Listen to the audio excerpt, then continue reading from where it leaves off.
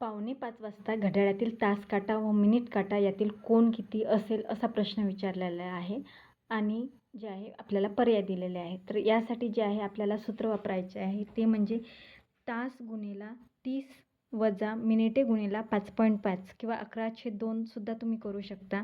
आता या ठिकाणी पहिल्यांदा किती वाजलेले आहेत तर 4:45. 4:45 म्हणजे किती तर 4:45 मिनिटं. बघा ते 4:45 म्हणजे 4:45 होतात.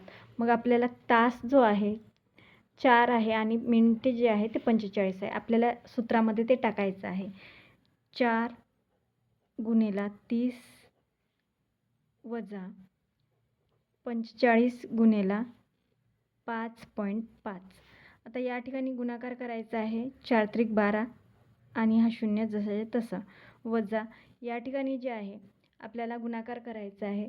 तर याचा गुणाकार जो आहे तो येतो. तर आता आपल्याला काय करायचं आहे, मोठी संख्या जी आहे त्यातून जे आहे 120 वजा करायची आहे. तर 247.5 मधून 120 वजा करायचे आहे. तर 7, 2 आणि 1 127.5 आपलं उत्तर आलेलं आहे, जे की पर्याय क्रमांक 4 आपलं बरोबर आहे.